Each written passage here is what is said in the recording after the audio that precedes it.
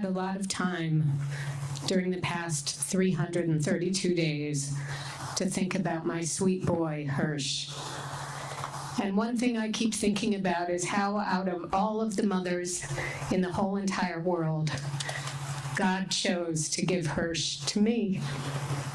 What must I have done in a past life to deserve such a beautiful gift? It must have been glorious. Hersh and I once watched some documentaries a couple years ago together about young people who had died. And he commented, how come everyone who dies young is always said to be the funniest, the smartest, the greatest, the handsomest? Why doesn't anyone ever say, I liked Max, but you know what? He was pretty stupid and his sense of humor was off and he had bad breath. I am honest, and I say it's not that Hersh was perfect, but he was the perfect son for me. And I am so grateful to God. And I want to do Hakarat Hatov and thank God right now in front of all of you for giving me this magnificent present of my Hersh. For 23 years, I was privileged to have the most stunning honor to be Hersh's mama. I'll take it and say thank you. I just wish it had been for longer.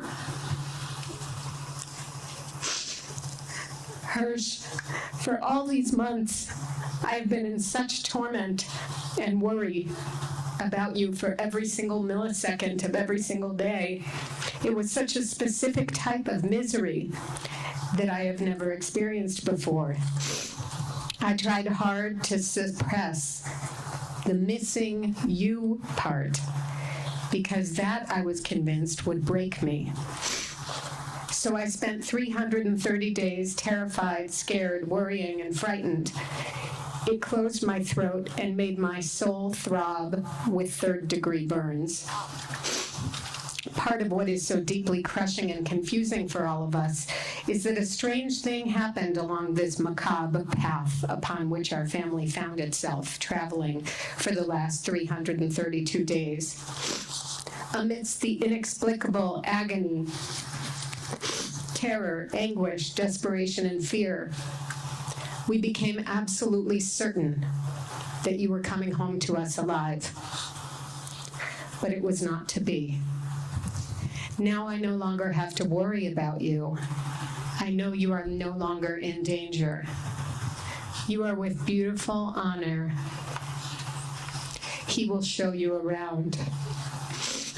You will hopefully meet my grandparents who will adore you, and you will start to play chess with Papa Stan.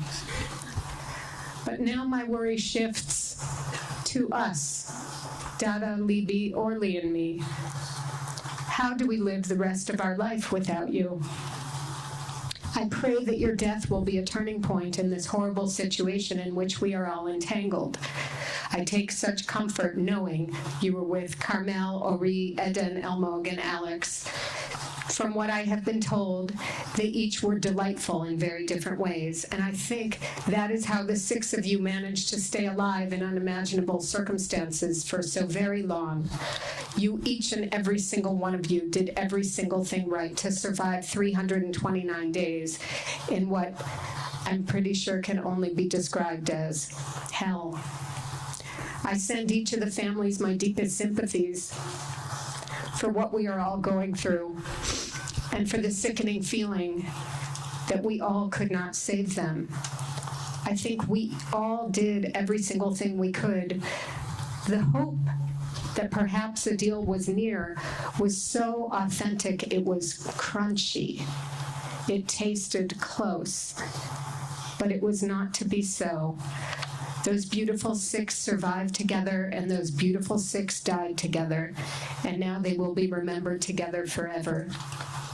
Hersh, like most parents, Dada and I would often talk about who you would become, what you would be like when you grew up, what you would do, what you would look like, what kind of parent you would be. But now you will forever be our beautiful boy. You will stay the energetic, kind, patient, curious, funny, irreverent, pensive, forever handsome, forever young, forever my sweet boy. You squeezed into your young life a lot of experiences, and that gives me relief and comfort. You made true, deep friendships. You traveled each summer and started to explore the world. You worked, you learned, you read, you taught, you served, you listened. You even fell in love and had a true, deep relationship for more than 2 years. And you shared the excitement of that new experience with us. You charmed everyone you ever talked to, young or old. You promoted justice and peace in a way that only a young, pure, wide-eyed idealist can. You never raised your voice to me in your life. You treated me respectfully always, even when you chose a different path. When you wrote to us from the bomb shelter, you had just seen Honor get killed. You had lost your arm and you thought you were dying, and you wrote to us, "I'm sorry," because you knew how crushing it would be for us to lose you. So you fought to stay alive. And now you are gone. At this time, I ask your forgiveness. If ever I was impatient or insensitive to you during your life or neglected you in some way, I deeply and sincerely request your forgiveness, Hersh. If there was something we could have done to save you and we didn't think of it, I beg your forgiveness. We tried so very hard, so deeply and desperately. I'm sorry. Now, my Hersh, I ask for your help as we transform our hope into grief and this new unknown brand of pain. I beg of you, Hersh, please do what you can to have your light shine down on me, Dada, Libby, and Orly. Help shower us with healing and resilience. Help us to rise again. I know it will take a long time, but please, may God bless us that one day, one fine day, Dada, Libby, Orly, and I will hear laughter, and we'll turn around and see it's us, and that we're okay. You will always be with us as a force of love and vitality. You will become our superpower. To Dahlia, Matt, and Richard, who came to be with us every single day during this odyssey of torture, there will never be enough words to express my gratitude to each one of you.